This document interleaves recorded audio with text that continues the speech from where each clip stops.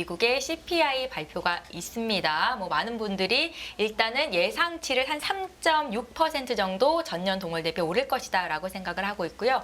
내일 또 중요한 이벤트가 있더라고요. 선물 옵션 동시 만기를 앞두고 오늘 국내장에서 외국인 투자자들이 선물을 5천 계약이었나요? 5천억 원이었나요? 대거 매수를 했던데 시장 흐름 좀 어떻게 보고 계세요? 저는 CPI는 쳐다보지 않을래요. 시장에 큰 영향이 없는 겁니까? 뭐 오히려 그것 때문에 시장 조정하면 오히려 선물 풀베팅 하셔도 될 겁니다. 12월물은 상당히 크게 봅니다. 네. 그렇게 위쪽으로? 예. 예. 지금 그러니까 전번 시간에 제가 외국계 쪽에서 삼성전자를 중심으로 9월 1일 같은 배팅이 이제 7만 5천을 돌파하는 에너지 나올 때 제가 예고까지 해드렸죠. 에코프로 직전 저점 깨서 장대 음봉이 나올 거다. 그게 전략이거든요. 그러면 이 전략을 왜 썼나라는 걸 깊게 한번 생각해 보시고요. 그 다음에 제가 어저께 이제 이 데이터를 보고 네. 이제 시작됐구나라는 생각을 딱 했습니다. 어제 나온 데이터요? 어저께 여러분들 월요일 날이죠. 월요일 날. 네네. 이번 주 월요일 날. 월요일 날 나스닥이 급등했고 테슬라가 10% 올랐는데 우리가 시가가 고가면서 변동성이 급락하는 그런 흐름을 보셨을 거예요. 그리고 또 종목별로 그동안 급등했던 뭐 현대오토에버가 26만 원에서 그냥 6만 원이 급락하고 이런 현상이 왜 나오냐라는 걸 깊게 생각하면 매도자의 시각 보면 이제 털고서 딴 거 간다는 얘기입니다. 그러니까 제가 과거 경험에 몇백만 주를 팔 때 어떤 현상이 나오냐면요. 어떤 호가를 딱 보고 어디까지 죽여버려요. 그래야 한 번에 팔리거든요. 그동안에는 계속 상승 추세 유지하다가 포트에 변화를 생기거나 전략을 바꿀 때 그 섹터를 ETF 통째로 때리든지 아니면 그 종목을 호가가 쫙 보면서 내가 예를 들어서 뭐 총량으로 예를 들어서 200~300만 주 때린다 그러면 거기 잔량이 예를 들어서 마이너스 한 20에서 30까지 플러스해서 그럼 거기다가 그냥 한 번에 때려버려요. 하루만에요? 하루만에요. 그럼 호가가 어떻게 돼요? 쫙 빠지겠죠. 그러면 사람들이 난리 나겠죠. 네. 그리고 고점에서 30% 나오면 어떤 현상이 나오냐면 또 거기서 조금 더 빼면 다시 또 디플판원에서 다시 간다. 거기서 지그재그 하면서 털고 나오거든요. 에코프로도 보세요. 150만에서 90만 원까지 가고 제가 90만 원 사면 120만 원까지는 계속 몇 번 나올 거다. 그리고 반드시 이 저점을 깰 겁니다. 오늘 깼어요. 그 얘기는 이 데이터를 쫙 보세요. 제가 이게 이제 고가에서 그날 짱돌 나왔던 종목들을 샘플링한 겁니다. 코스피 200, 코스타 보시면 여기 보시면 마이너스 20%, 마이너스 16% 이런 것들 종목들이 뭐가 있나를 쭉 보시면 여기에 특징적인 게 그동안 주도했던 종목들의 로봇주도 있고 특히 2차 전지들. 그리고 자율자동차에서 종목들이 고점 대비 급락을 했습니다. 네. 난 이런 데이터를 쫙 보면요. 어떤 느낌이 드냐면 주도 재편이 나오는구나. 그래서 지금 대부분들 아까 전반성 보면 대형주 얘기들 하잖아요. 네. 대형주 쳐다보지 마세요. 쳐다보지 마시라고요. 자꾸 거기서 탈피하시는 게 중요해요. 주도주의 흐름이 바뀌면서 네. 그럼 어느 쪽으로 움직이게 되는 걸까요? 대형주가 아닌 다른 주도주가 나온다는 말씀이세요? 그렇죠. 그러니까 예를 들어서 삼성전자가 이제 급등 시나리오가 나올 거예요. 네. 9월 1일 비슷한. 근데 그 수익률이 5%에서 7%예요. 그러면 거기에 10배 정도 되는 게 뭘까를 고민하는 게 더 중요해요. 그럼 삼성 밸류 체인으로 들어가는 게 낫거든요. 그러면 제가 이 에코프로를 시세를 죽이면서 이 재원을 내가 유도하는 쪽으로 끌고 오려고 하는 어떤 전략과 아이디어를 갖고 있는 어떤 펀드가 있다, 뭐 아니면 전략가가 있다 생각해 보세요. 이거 한국인들 아니에요. 그러면 그 사람들이 그 전략을 썼을 때 끌개가 있죠. 제가 신기한 게 이 얘기들을 안 해요. ARM. 그러고 보니까 ARM 상장이 닥쳤다고 알고 있었는데 바로 내일인가요, 대표님? 근데 13일 날 오늘 새벽에 공모가 조성하고 네. 내일 날 이제 상장시켜서 거래시키는데 이거 지금 오파 준비하고 있는 팀들이 있습니다. 우리나라 그 상장되면 뭐 따따상 뭐 이런 기분 같이 네. 이 주가를 하루 만에 얼마 정도 에너지 나오나 한번 보죠. 그래서 나는 오늘 CPI 뭐 하루 변동은 있겠죠. 나쁘게 나오면 오히려 ARM 때문에 이쪽 연골고리 종목들이 만약에 그 CPI가 나쁘게 그 시장에 부정적으로 나와서 또 금리 인상이 빨리 될 것 같다 해갖고 노이즈가 나올 때 네. 오히려 12월말 매수하십시오. 그리고 오늘 바로 땡길 수도 있어요. 그 전략을 이제 9시 반에 이 데이터를 보면서 체크해 볼 게고, 이 ARM 연골고리가 이제 삼성전자를 어떤 개념을 맞냐면 전략적 투자가, 그러니까 이제 지금 삼성전자 뭐 D램, 그 다음에 또 뭐 SK이닉스 경쟁해서 뭐 또 새로운 밸류체인, 이제 뭔가 그 랜드에서도 뭔가 이제 TSMC 능가하는 또 장기 수주도 할 거다, 뭐 여러 가지 얘기들 나오잖아요. 그것보다 삼성전자가 수익을 내는 게 우리가 머릿속에 있는 게 그 D램가 뭐 그다음에 낸드 플래시에서 그 매출 갖고 따지잖아요. 투자 지분 사고도 한번 가지시기 바랍니다. 어떤 대상에 투자 지분을 투자해 갖고 이 투자 지분의 종목이 큰 에너지에 수익이 났을 때 지분 차익 수익이 예를 들어서 조 단위가 나왔다 계산하면 어떤 에너지가 나올까요? 주가에 매출 D램 가격보다 더 꿈을 실어주는 더 큰 에너지를 볼 수가 있겠죠. 그렇게 되더라도 삼성전자의 주가가 오르는 거 아니에요, 대표님?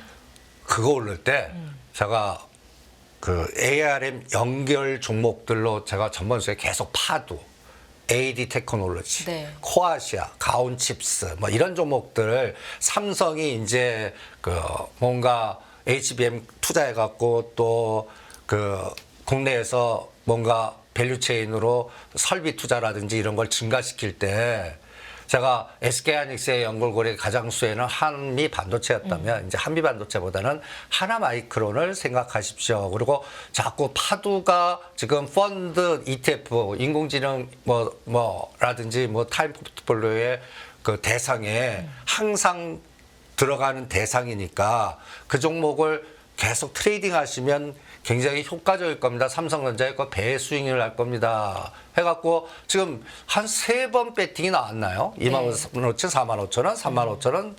어저께 47,000원까지 갔어요. 그래서 70%까지 팔으라고 그랬어요. 그리고 4만 원 깨면 또 사자고 그랬어요. 근데 만약에 뭐 30%나 50%는 항상 남겨두라고 그럽니다. 네. 왜 그러냐면 ARM이 상장되자마자 스트레이트로 급등하면 삼성전자를 또 한번 9월 1일 같은 파동을 한번 내는 에너지로. 급등할 때 연결된 연결고리들의 주가는 더 많이 오를 수 있다는 관점에서 말씀하시는 상한가 칠 거네요. 거예요, 오히려. 그런 것들은. 저가주들, 뭐, 코아시아라든지, 뭐, AD 테크놀로지라든지 이런 건 계속 눌렀거든요. 네. 그런 것들은 급등 파동이 나오지 않을까 이렇게 생각합니다. 그래서 네. 제가 삼성전자 이 그림을 한번 그려왔습니다. 삼성전자 주가 차트인가요? 예. 예. 적산병. 이런 게 만약에 생겼어. 근데 여러분들 이 적산병 나와서 수익률이 7%입니다. 크게 보지 마세요. 네. 근데 이 에너지가 이때 9월 1일 날 장 때 놀랬죠. 그죠? 그리고 그 다음날 꼭지예요. 이때 파생시장에서 341로 시장을 오히려 죽였습니다. 삼성전자 72,900원으로 7만 전자를 깼어요. 네. 그러면서 매수 에너지를 축소시켰거든요. 이거를 능가하는 장대 양봉이 오늘 내일부터 시작해서 3일 안에 나오나 한번 보자고요. 가능성을 보시는 거네요. 전 14일 그러니까 CPI, PPI보다 ARM이 시장 조성이 어떻게 되나 거기에 방향을 보겠습니다. 그게 갔을 때는 이렇게 또 반대가 됩니다. 에코프로 이쪽을 더 죽여버리는 거예요. 이걸 준비하고 있는 그 뭐랄까요 전략 매매 포지션이 있단 말이에요. 네. 이거를 방어하는 쪽이 개인 투자자가 이제 다시 또 힘 합쳐서 에코프로 살리기 한다면 이걸 막아낸다면 몰라도 지금은 거기도 이제 불안할걸요. 대표님, 인버스 ETF가 이 전기차 쪽에서 나왔단 말이에요. 2차 전지 쪽에서 나왔단 말이에요. 이것도 지금 시점에 나온 것과 어떤 연관관계, 상관관계가 있습니까? 뭐 타이밍도 그거를 확대시키기 위해서는 그 종목을 공격하는 거 있고 그 다음에 또 2차 전지 전체 ETF를 때리는 방법이 있고 네. 지금 인버스 그거를 사는 방법이 있고 뭐 그런 것들이 다 간접적으로 그러니까 화력이 한쪽보다 다양한 화력을 쓸 수 있지 않습니까? 네. 그게 나왔으니까 긍정적인 거는 아니죠. 2차 전지에서는. 그래서 제가 거의 한 달 전부터 2차 전지는 옆에도 가지 말라고 자꾸 눈에 이 시간 통해서 욕을 먹더라도 그 전략을 세우는 에너지가 우리 방어하는 펀드 매니저들 한국계는 없고 공격을 할 테니까 미리 대비하십시오. 뭐 이 방송 듣고 대비하셨으리라 믿습니다.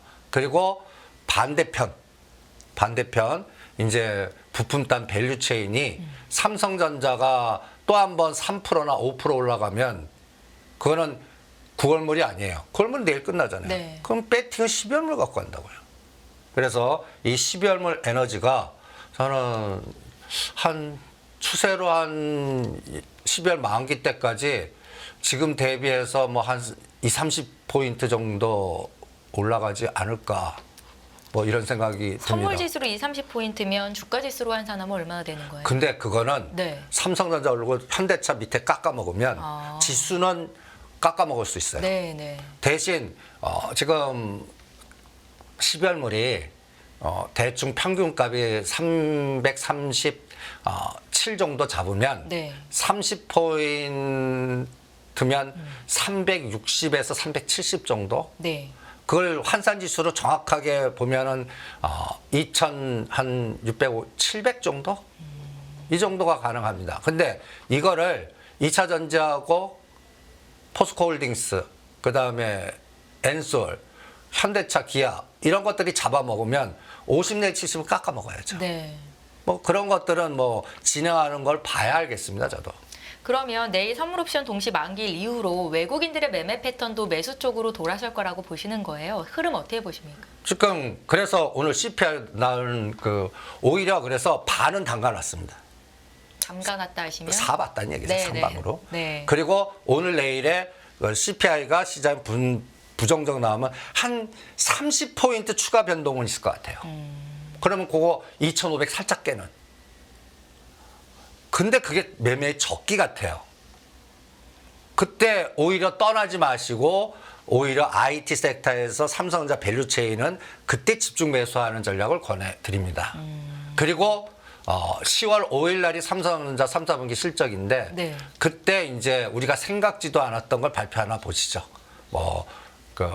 비밀 조항으로 남겨둘지 또 노출시켜 갖고 TSMC 부분을 우리가 삼성전자가 이거 뺏어왔습니다 하고 장기 계약을 얘기해 줄지 이재용 회장께서 또 새로운 전략을 내서 이제 뭔가 큰 빅피처를 만들어줘서 해 주실지. 그래서 지금 나온 데이터 갖고 보지 마시고 네. 10월 5일 날 실적 발표하면서 나오는 그때 에너지 갖고 보시죠. 그래서 지금 지수 따는 저는 그냥 내년 4월 총선까지는 박스 피버거든요. 네. 2450, 2750. 그래도 그게 300포인트예요. 근데 이제 서서히 요번 3월 17일, 18일 날 굉장히 3년짜리 10년짜리 국채라든지 이런 거 공포였지 않습니까? 그때가 바닥이었어요. 그리고 이제 바닥 확인된 것 같아요. 네. 그리고 이제 마지막 확인이 CPI, PPI 같고. 그런데 이제 삼성전자를 중심으로 하는 트렌드 전략은 이미 수립이 된 것 같고. 근데 문제는 SK하이닉스가 같이 안 갈 것 같습니다. 오늘 장에서는 SK 하이닉스의 주가가 삼성전자보다는 강했는데요. 예. 근데 SK하이닉스가 여기서 2,700 가서 최대 목표 얼마 잡는지 아십니까? 14만 원, 15만 원. 그러니까 그것도 10%라고요. 그리고 오히려 11만 원과 12만 5천 원에서 3개월 동안 갇혀 있을 수도 있어요. 이 부분도 또 고려를 하셔야 될 것 같아요. 그래서 오히려 저는 SK하이닉스는 12만 원대 매도해서 오히려 파두나 AD 테크놀로지나 하나마이크론이 훨씬 더 나을 것 같아요. 그런 쪽으로 밸류체인으로 이동하시는 게 상대 수익률, 가성비 전략에는 더 효과적이지 않을까 이렇게 판단합니다. 예, 앞서 전문가분들이 말씀하셨던 거랑 같은 맥락에서 삼성전자의 주가는 위쪽으로 방향을 트겠지만 폭이 크지 않으니까 삼성전자 밸류체인 쪽으로 말씀하신 5종목 쪽의 수익률이 더 높을 거다라는 말씀이셨고요. 저희 이제 다른 섹터 쪽으로 좀 이슈를 넘어가 볼까요, 대표님? 유가가 급등세를 보이고 있습니다. 유가 관련 급등주 관심도가 높을까요? 그런데 이쪽을 보지 말고 차라리 뭐 사우디, 우크라이나 관련주에 집중을 해보자라는 말씀을 주셨었잖아요. 지난주에. 저번주잖아요. 한 주간 아니, 흐름이 그쵸. 좀 어땠어요, 대표님? 아니 그러니까 S-오일이나 SK이노베이션 이런 거 사지 마라. 네. 유가 그 90불 넘어서 100불 간다. 100불 가라고 그래요. 그래봤자 우리나라는 정유주 하시면 안 됩니다. 다른 게 오히려 그 대차 매매로 해갖고 오히려 그거를 재료 누출 때려버릴 겁니다. 네. 그럼 뭐 해야 되냐? 제가 SY 하는 게 더 낫다고 그랬죠. 우크라이나 재건이든 그 조립식, 묘들 주택 이런 것도 하시는 게 더 낫다. 그렇게 보는 하나의 근간이 있습니다. 전번 시간에 왜 유가를 급등, 이게 수요가 증가해서 가는 거 아니에요. 네. 국제적인 정세적인 갈등 구조에서 가는 거라고 봅니다. 저는 사우디가 감산. 이 시각을 제가 바꾸려고 하면 중국이 경제 성장을 유도해갖고 막 그 수요를 증가시켜서 뭐. 근데 지금 중국은 디플레이션 걱정해야 되거든요. 가능성이 떨어지죠. 예. 그러니까 그냥 정치 국제 역학적으로 틈새가 생긴 거라고 보거든요. 그러면 뭐가 생겼냐? 이 아람코 이 사우디가 추가 상장해서 여기서 돈을 빼서 뭔가 네옴시티 그 1,000조나 들어가는 그 자금을 여기서 땡겨야 되거든요. 그럼 그때 유가 급락하면 안 되잖아요. 그러니까 그 전략이 지금 들어간다고 보는 거거든요. 네. 그러면 우리 10월 달에 우리 국토부 장관께서 사우디로 갈 전략이신 것 같아요. 그러면 이게 다 내년 총선 전략 같거든요. 네. 내년 총선 전략. 그래서 총선 전략에서는 2가지 구조가 나옵니다. 어떤 생각이 드냐면 뭔가 우리나라가 지금 우클릭을 했어요. 중국에서 지금 보면 러시아하고 북한이 지금 정상회담까지 가요. 저는 여기서 또 우주 핵이 나올 거라고 봅니다. 그래서 우리가 자꾸 AP위성이라든지 또 발사체 관련된 종목들을 계속 보라는 거와 네. 그 다음에 또 하나는 중국이 내년 1월 대만 선거까지는 투트랙 전략으로 가는데 대만이 뭔가 지금 현재 정부가 궤도로 간다면 또 노이즈 일으킬 것 같아요. 그러니까 동북아시아에서 군사적 갈등 구조가 더 심해질 것 같거든요. 그래서 여기에 원전이니 핵이니 방산이니 이런 구도의 정부 정책을 끌고 가는데 지금 원전주는 계속 흘러내립니다. 네. 이거 왜 그럴까요? 저는 이것도 그 전략적인 하나의 뒷 흐름이 있다고 생각합니다. 앞으로 태양광 이제는 그 풍력이나 또 이런 것들 조사할 겁니다. 검찰에서. 그리고 내년 4월 전까지는 그 우리가 지금 한국전력 그 적자가 굉장히 누적화돼서 나는 이 사고가 한국전력 살아 전략입니다. 왜냐하면 이런 전략을 유도하지 않을까요? 4월까지는 전력을 넣지만 4월 이후에는 전력 요금을 올려버리는 거예요. 그것도 요금 왕창. 인상, 예. 그러면 사람들이 원성이 자제할 거 아닙니까? 그러면 전력가 나서다 대체 에너지로 원전으로 커버하겠습니다. 해서 신규 원전 이런 거를 거기에서 플러스 마이너스 정책을 그때 쓰지 않을까. 그리고 10월 달에 이제 우리 정부 차기 대선 주자들이 사우디, 우크라이나를 얼마나 정도로 가나. 국토부 장관. 이 에너지가 굉장히 중요한 것 같고요. 또 하나는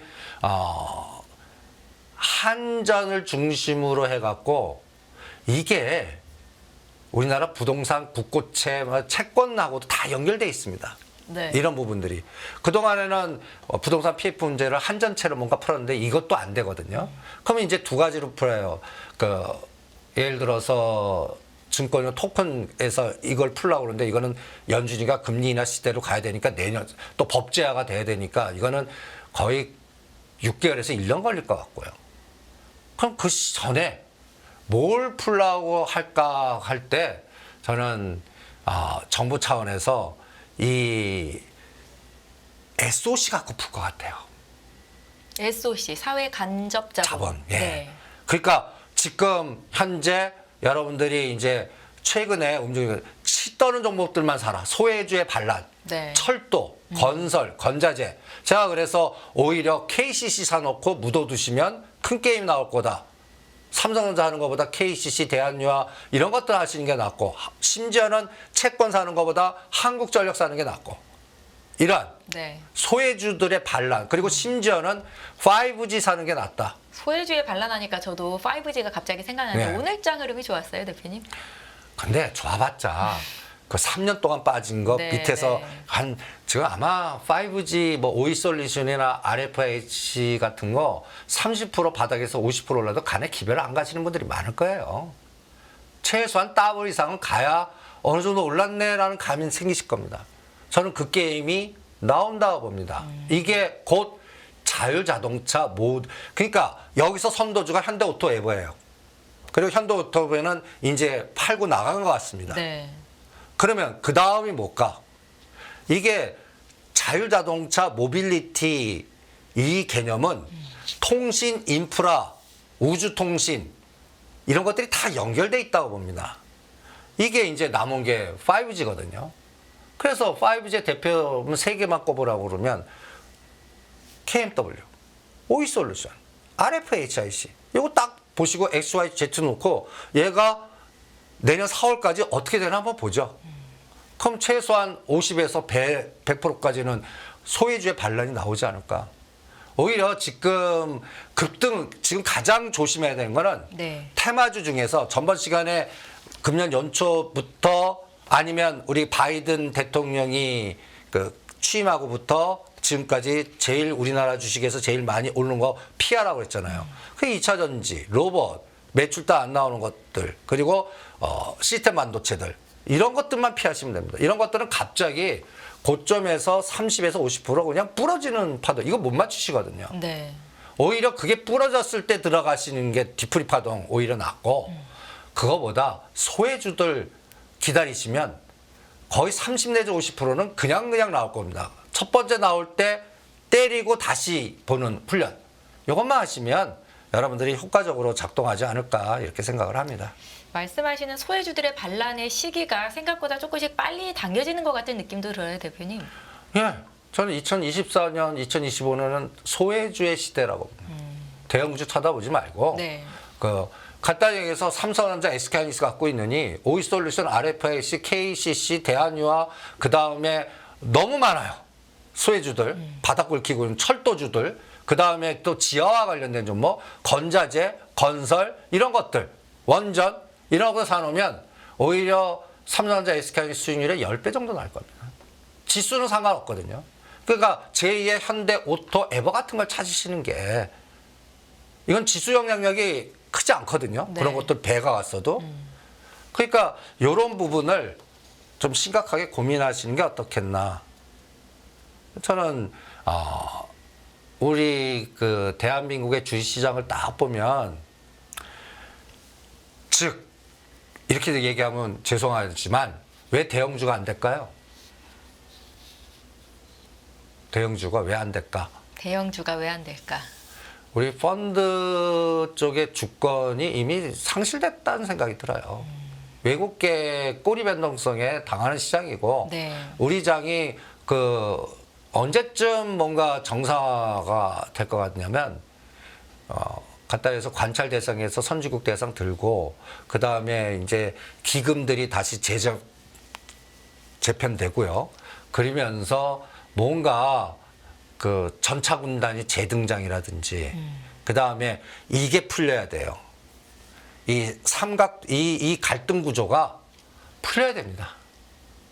지금 중국, 러시아, 북한 삼각동맹이 더 강화되지 지금 뭔가 풀려지는 것 같습니까? 이게 나는 앞으로도 1년 더 갈 것 같아요. 이게 풀려져야 되거든요. 네. 그 다음에 대한민국, 미국, 일본 삼각동맹이 기업은 여기서 자유로워야 되는데, 그렇지 더 경직화되는 상태니까 참 그리고 내년도에 또 선거 시가 27개가 있다 전번 시간에 얘기하지 않았습니까? 그러니까 이런 부분들이 2024년은 간단하게 여러분들이 안 갖고 있는 게 갑니다. 지금 5G 갖고 있는 사람 없어요. 2차 전지나 이런 급등주나 이런 것들 들고 계시지. 네네. 그러니까 소외주들 중에 치떨렸던 종목들 3년에서 2년 동안 치떨린 종목들만 2024년은 주도주가 된다. 거기에서 바이오는 이제 시작한 거고요. 그러니까 이제 다음 타자를 계속 그 길목 지키기로 기다리는 전략이 가장 효과적인 전략이 아닌가. 테마 따라가지 마세요.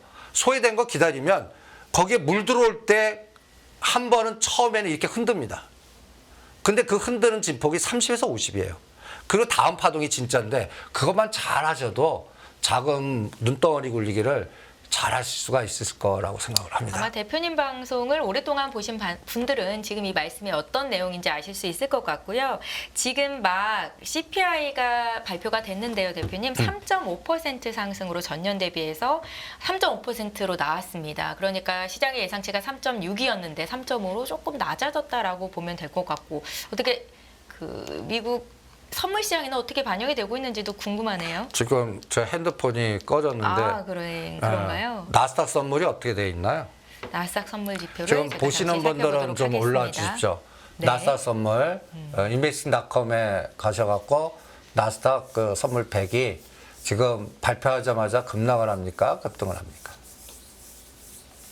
잠시만요. 확인을 좀 해보겠고요. 잠시 요거 확인하기에 앞서서 저희 줄기세포 관련주 얘기를 좀 해볼 수 있을까요? 네. 예, 차바이오텍이요, 대표님 급등을 하더라고요. 거의 뭐 상한가 가까이 오르나 싶은 날이 있었습니다. 어떻게 시동을 좀 거는 겁니까? 줄기세포 관련주 지속해서 보고 계신 거잖아요. 근데 뭐 지금 12,000원에서 22,000원 정도 왔지 않습니까? 네네. 1단계 상승이라고 봅니다. 지금 상승은 1단계라고요. 예. 아직 2단계, 3단계가 남아있고 여러분들한테 제가 다음 테마는 불치병 당뇨 비만에서 회춘, 주기세포 치료, 왜 일본으로 자꾸 가냐, 뭐 이런 것들, 첨생법의 변화, 이런 것들, 그리고 이 ETF를 보여드렸을 겁니다. 미래에셋의 타이거 의료기기 ETF. 요 순위가 어떻게 되나 한번 제가 일주일 단위로 체크해 드린다고 그랬어요. 네. 그때 차바이오텍이 7위였습니다. 오늘 요게 올라왔나요? 한번 보시죠. 3위로 올라왔습니다. 3.7에서 4.5로 커졌습니다. 네. 이 에너지가 지금 에너지를 줬는데 여러분들 지금 차병원, 차바이오텍 관련된 검색하면 뉴스가 제가 100배가 늘어날 거라고 예고해 드렸습니다. 네. 요새 뉴스 보면 이제 전우수도 나올 거예요. 그 송도에 그 병원 짓는 땅 20년 만에 확보했다. 의료병원. 그 다음에 또 왜 일본 자꾸 가냐. 이런 것들 여기도 뭔가 법제화 돼야 되지 않냐. 이런 것들을 자꾸 보실 거고, 그 다음에 여기는 좀 뚱딴지 같은 얘기지만 여기도 동부그룹하고 또 연계되어 있습니다. DB. 여러분들 기억하실지 모르겠지만 차바이오텍이 24,000원에서 망가져서 가장 결정적인 역할을 하신 게 DB그룹 김남호 회장님이십니다. 지금 회장님이십니다. 그때 그래서 사전 정보 공시로 때렸냐 안 때렸냐 말들이 많았거든요. 네. 근데 그분이 지금 결제 라인에서 빠진 것 같아요. 베트남 요번에 출장 갈 때 누가 가신지 아십니까? 김주원 그 누님이 되신 부회장이 가셨어요. 이게 베트남 보험시장 계약하러 가시는 거거든요. 네. 이때 회장이 안 가고 김주원 부회장이 갔다는 거. 그 다음에 그쪽에 이제 정보를 체크하실 수 있는 분들은 모든 결제 라인에서 빠진 것 같으세요. 근데 이거 뚱딴지 같이 이거 왜 또 차병원 차바이오텍 얘기하는데 이분의 부인이 차원영이라고 장녀십니다. 네. 차병원에. 그러니까 지금 김남호 회장 입장에서는 지금 예를 들어서 누님한테 DB하이텍 그 미주 대표 이거에서 좀 뺏겼다면 이걸 다시 뭔가 하려고 그러면 강서구 펀드를 도움받든지 처가택 도움받는 방법밖에 없어요. 그럼 거기서 또 에너지가 나와서 다음 이렇게 순환이 되나 한번 보시죠. 그래서 이게 다 그 인맥의 혼맥의 연결고리로 지금 저는 차바이텍 이거는 간단히 예를 들어서 그 줄기세포 관련된 종목들이 한 그룹이 될 거고 네. 그 다음에 여기에 자꾸 자금들이 모입니다. 자금들이 여기 한번 보시면 제가 왜 이 ETF를 이게 그 굉장히 중요하게 보냐면요. 전에 덴티움 한번 보실래요? 3위였어요. 덴티움이 매트로 확 내려가요. 주가 한번 보세요. 박살이 나죠. 그리고 이거를 차바이텍이 그 갭을, 그러니까 같은 펀드 내에서도 순위 바뀌면서 롱숏이 작동하는 거예요. 네. 이게 또 굉장히 중요하거든요. 선수 교체가 이루어지는 거거든요. 그래서 한번 보시죠. 언제쯤 차바이텍이 이 펀드에 1등으로 들어오나. 1등으로 들어오는 날 주가 흐름은 고점일까요? 단기 고점이 될 거라고 봅니다. 그때는 한 4만 원 넘기지 않을까라고 네. 생각을 합니다. 어디 보시죠, 한번.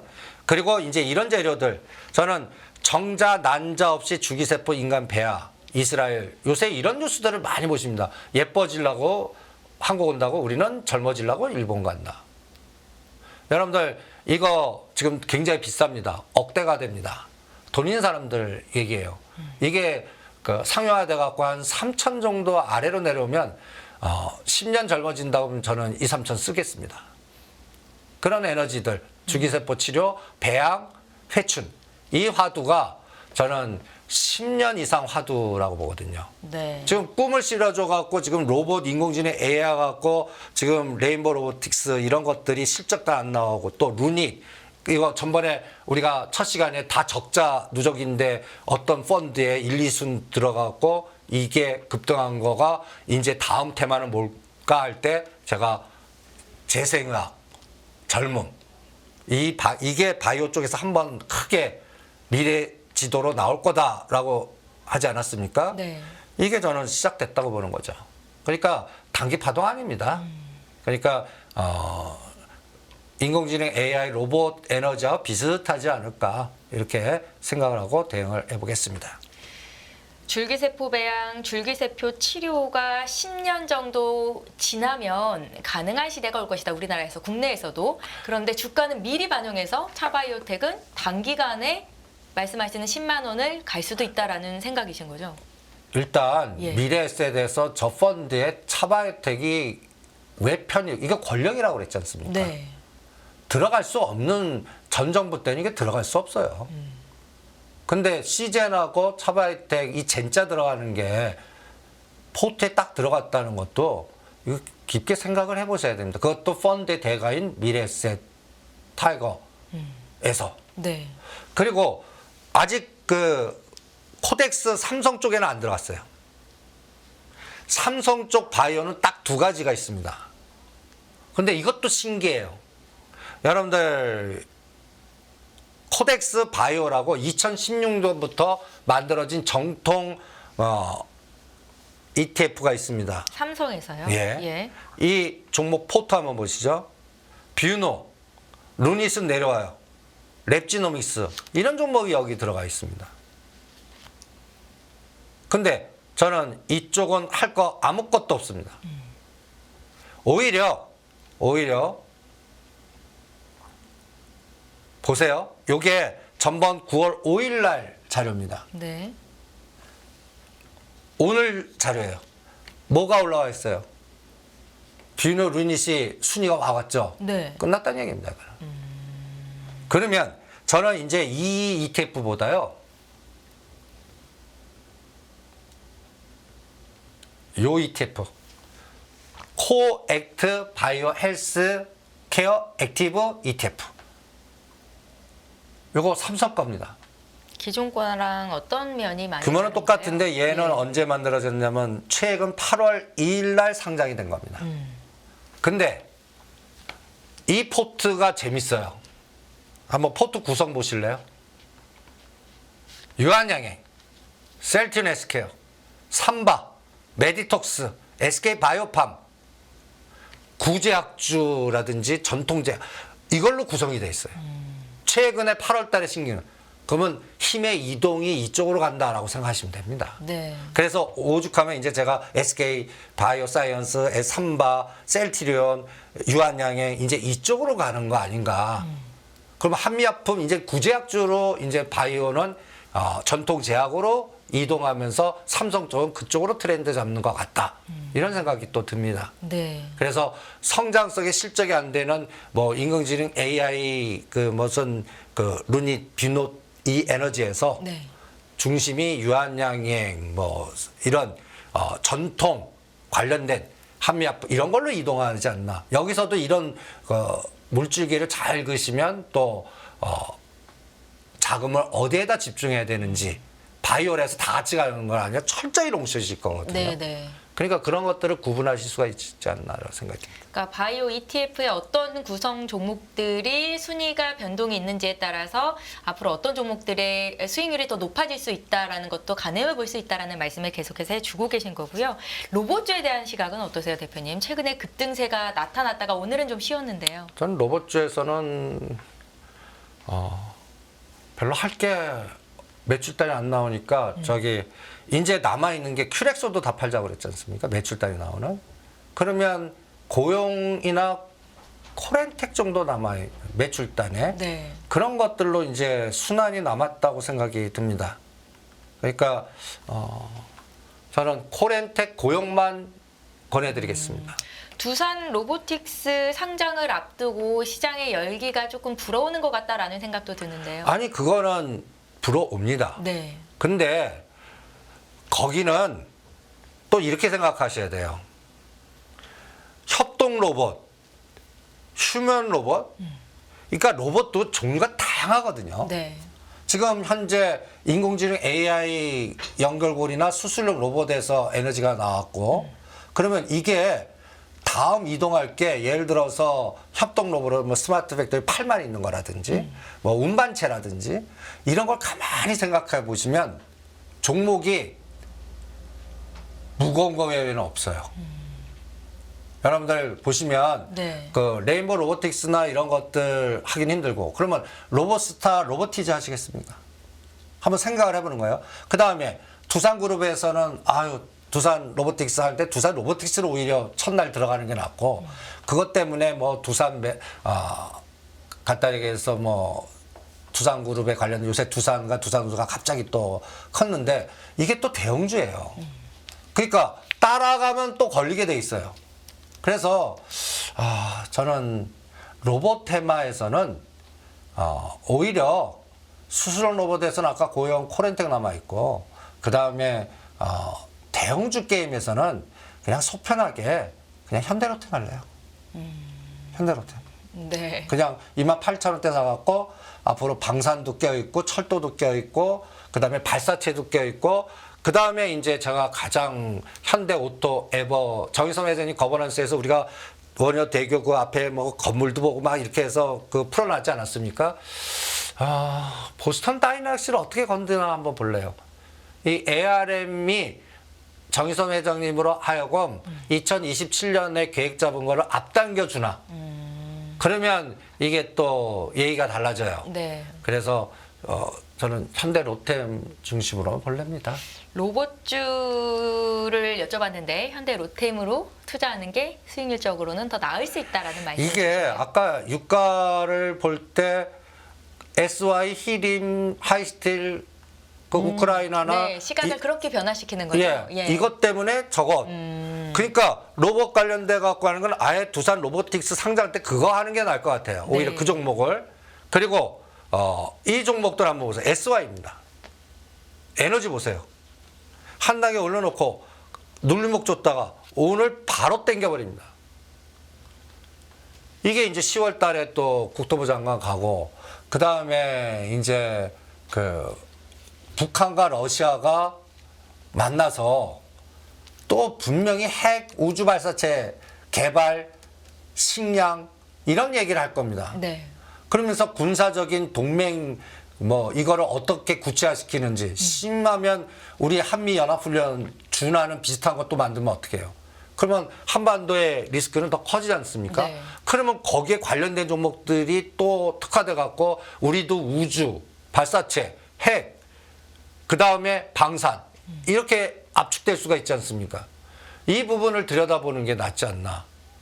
그러니까 저는 유가는 오히려 사우디나 우크라이나를 보자. 이게 이제 이것이 저것을 만드는 거죠. 이것이 그냥 단순하게 유가 오르니까 정유 사자. 이거는 오히려 실패 확률이 많고 이것 때문에 파생해서 에너지를 얻을 수 있는 거는 오히려 우리나라 쪽에서는 뭔가 수주해 와야 되거든요. 우리 대통령께서 항상 강조하시는 부분이 있잖아요. 1인 영업사원이요. 영업사원이다. 네. 예.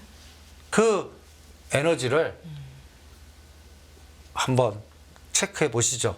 북한하고 러시아하고 중국이 더 밀착할수록 우리는 거기에서 틈새가 막 생길 겁니다.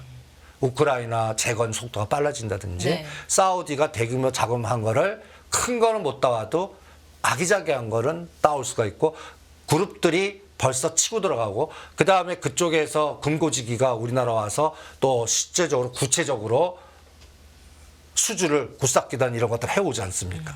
그러니까 이런 부분들을 들여다보는 게 그러니까 우리나라는 요새는 정말 수급이 들어오듯이 수주해 와야 돼요.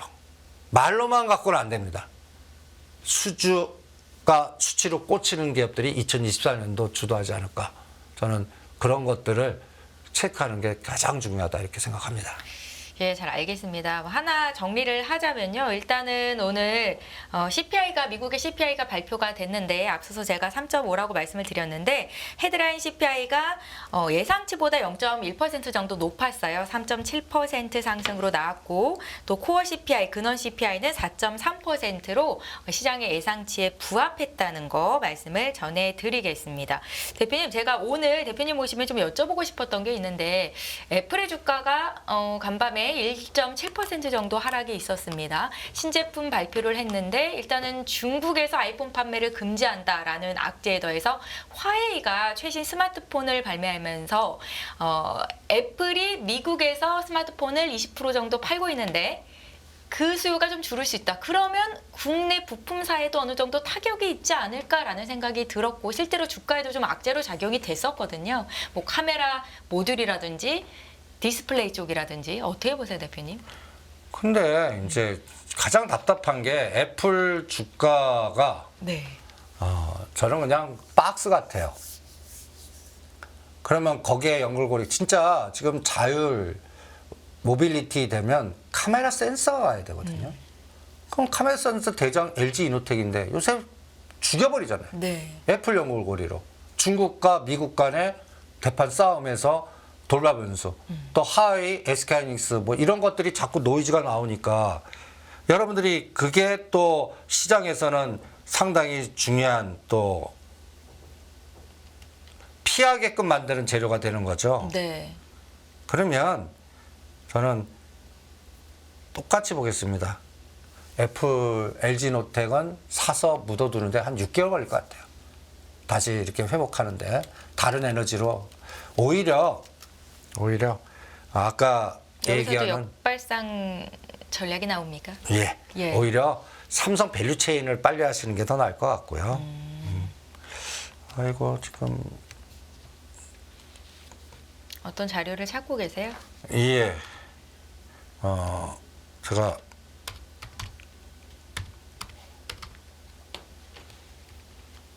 LG노텍을 갖고 계신 분들이 지금 많이 상심하고 계실 것 아니 같아서 일단은 답답하실 여쭤봤는데요. 거예요. 근데 예. 그 24만 25만 사신 분은 시간을 기다리시는 게 나을 것 같습니다. 그리고 농심 같다라고 생각하시면 될 것 같습니다. 우리 농심이 발암 물질 내갖고 그냥 27만 원 그 6개월에서 8개월 걸렸거든요. 네. 근데 그 내공을 견디신 분들은 결론은 어때요? 40만 원이 넘었거든요. 여기도 그런 타이밍이 나올 거라고 생각을 합니다. 지금 이걸 보려고 하는데 지수 발표하고 나서 네. 나스닥 선물이 빠졌네요. 이렇게 요 그래프를 빠졌다가 조금 반등을 하는 다시 그림 반등. 아닐까요? 예. 예. 근데 크게 데미지가 없어요. 그러니까 그 전략 세우는데 큰 변화 없습니다. 12월물 롱, 12월물 삼성 밸류체인. 네. 그리고 또 중요한 거는 롤오버가 내일 되는데 어떻게 롤오버가 되나 이거를 체크하는 게 또 가장 중요할 것 같습니다. 일단 오늘 발표된 미국의 CPI로는 9월달 기준금리는 동결 쪽으로 가는 게 확실하다라고 생각을 하시는 거죠, 대표님? 예. 잘 알겠습니다. 그리고 앞서 말씀하셨던 앞으로의 시장을 보는 그 시각 자체의 변함이 없다. 12월물 롱으로 말씀하시면서 삼성전자가 오르겠지만 오름폭이 크지 않을 테니까 밸류체인 쪽으로 살펴보는 게 좋겠다라는 말씀도 덧붙여 주셨고요. 저희 이제 50분가량 쭉 돈의 흐름을 따라서 앞으로 어떤 종목들이 주도주가 될지에 관한 이야기를 해봤는데 한 주 또 잘 견뎌야 되는 거잖아요, 대표님. 앞으로는 어느 쪽으로 좀 시선을 갖고 잘 버텨보면 좋을까요? 그래서 예. 오늘 화두는 소외주만 찾아라. 그동안 오르지 않은 종목들의 그 바닥 패턴 종목 중에서 5G, 네. 원전, 건설, 건자재 그동안 징글징글했던 것만 찾으시죠. 네. 그리고 가는 쪽에서는 바이오 쪽에서는 주기세포 이런 쪽. 그래서 이런 모양 찾으세요. 지속적으로 빠져갖고 바닥에서 밀집되는데 수급이 1년 동안 최대 거래량 터지는 것들 이런 거 찾으십시오. 그러면 적어도 이런 우상향 에너지를 내 걸로 만들 수가 있지 않겠나 이런 생각이 듭니다. 잘 알겠습니다. 그런 종목들에 대한 아이디어는 계속해서 주고 계시고요. 참 힘든 시장 상황이 펼쳐지고 있는데 일단은 2차 전지에 관련해서는 앞서도 말씀을 하셨고 계속해서 언급을 하시고 있지만 고점은 다시 만나기는 쉽지 않다. 지금 시점에서도 터는 물량들이 많기 때문에 조금은 조심을 해야 된다라는 말씀을 주셨고 또 최근에 주가가 많이 조정을 받다 보니까 이쯤에서는 다시 사봐도 된다 하는 물량들도 꽤 들어오는 것 같습니다. 대표님. 그런 분들도 좀 조심을 해야 될 것 같고요. 그래서 네. 지금 가장 조심할 거는 급등한 종목들. 일반 투자자들이 제일 많이 갖고 있는 것들. 네. 피하라. 그리고 소외주 중심으로 하고 그다음에 이제 지금 시간 얼마 남았죠? 지금 여유 시간이 한 7, 8분 정도 있는 것 같아요. 그러면 예. 제가 왜 대형주를 하지 말라고 하냐면 대형주가 커지려면 코스피 거래대금이 무조건 12조 돼야 됩니다. 지금은 한 7, 8조 정도에 묶여있죠, 대표님. 예. 그러니까 10조 아래에서는 대형주 하지 말라는 논리하고 똑같아요. 그러니까 답답하시겠지만 물이 들어와서 배가 움직여야 되는데 그게 저는 금년은 아니지 않나 이런 생각이 들고 네. 종목별로 롱숏이 나올 것 같고 그다음에 마지막으로 내일이 이제 이게 청산이 됩니다. 이게 조금 9월 어려워. 옵션. 예, 네. 어려워요. 9월 14일 만기에 삼성전자 매수 선물 매도한 사람은 청산됐을 때는 삼성전자 매수가 매도가 되고 선물 매도가 환매수가 됩니다. 롤오버 하는 사람도 있어요. 네. 그러면 삼성전자 매수한 걸 그대로 냅두고 9월물 매도를 12월물 매도로 바꿀 겁니다. 그런데 그동안에 외국인들이 이 구조로 갔어요. 6월 9일부터 지금까지 이 총량을 보세요. 현물에서 3조 5천억, 그 다음에 선물에서 3조 7천억 팔았어요. 네. 그런데 삼성전자는 샀습니다. 네. 다른 거 왕창 넘게 팔아. 샀죠. 그죠? 예. 토탈로 3조 5천 팔았는데 삼성전자는 거의 10조 넘게 샀어요. 그럼 이거 합치면 뭘 왕창 팔았다? 이게 땅도 팔아먹었다니. 거기에 2차전지, 현대차, 다른 것들 다 들어갑니다. 그러니까 이제 이게 내일부로 이제 12월물로 바뀝니다. 그래서 저는 삼성전자가 오를 거다 배팅하는 거예요. 이제 얘네들이 청산되고 신규로 바뀌는 거거든요. 네. 그래서 이런 부분도 체크해 보시고 그리고 대형주는 10조 넘을 때까지요. 이런 그림만 주기적으로 할 것 같습니다. 지금 바닥에 있는 게 LG노텍 18만 원대 네이버 현대차 바닥이에요. 그런데 20만 원과 21만 원 오는데 6개월 걸릴 수도 있다는 얘기예요. 이 주기가. 그러니까 답답한 거죠. 이게 빨라지려면 10조, 12조로 확 가야 돼요. 그리고 아까 얘기한 그 국제적인 정치학적 역학 구조가 풀려야 돼요. 네. 근데 지금 풀릴 기미는 하나도 없는 것 같거든요. 그래서 오늘 CPI가 뭐 PPI가 어떻든 간에 저는 9월 달은 동결한다. 그리고 다음에 11월 달. 중단 선언을 해야 돼요. 네. 근데 이게 아직까지 불확실해요. 그러니까 이게 대형주를 못 가게 만드는 또 하나의 발목 잡는 부분이 되지 않을까. 네. 그러니까 매크로 분석자들은 오늘 요번에 중단하더라도 뭐 또 그 자꾸 또 떠들 겁니다. 그러니까 대형주 에너지가 응집이 안 되는 거죠. 분산되고. 그래서 참 대형주 갖고 계신 분들은 답답하지만 빨리 시각 전환을 권해드립니다. 네, 잘 알겠습니다. 오늘도 많은 분들께서 채팅창을 통해서 여러 가지 이야기를 나눠주고 계신데 제가 이 중에서 한 가지만 좀 여쭤볼까요? DB하이텍 관련해서 궁금하신 분들이 많으신 것 같아요, 대표님. 여기에 대해서도 코멘트 한 말씀 부탁드립니다. DB하이텍은 내년 주총까지는 못 갑니다. 그냥 업황이 지금 아까 얘기한 대로 네. 지금 DB는 그 지금 여기서 싸움이 붙어야 되거든요. 근데 지금 김주현 부회장으로 넘어간 것 같습니다. 그러면 이제 김남우 회장님이 재기하려고 그러면 처가댁 힘을 빚든지 주총에서 강서펀드하고 이사진을 바꿔야 됩니다. 그럼 내년 3, 4월이에요. 네. 그러면 그때나 움직일 것 같아요. 그것도 한번 시간차가 걸릴 것 같으니까 그래서 오히려 차병원 그룹이 먼저 가지 않을까 뭐 이렇게 생각을 합니다. 예. 예, 잘 알겠습니다. DB하이텍까지 시청자 여러분들이 궁금하시는 궁금증을 풀어드리기 위해서 오늘도 열심히 달려봤는데 도움이 많이 되셨으면 좋겠다 생각을 하면서 이승조 대표님은 여기서 인사를 드려야 될 것 같습니다. 오늘도 말씀 고맙습니다. 네, 수고하십시오. 끝없는 위기 속 기회는 언제나 숨어 있습니다. 성공한 투자 고수들과 나눈 투자의 철학.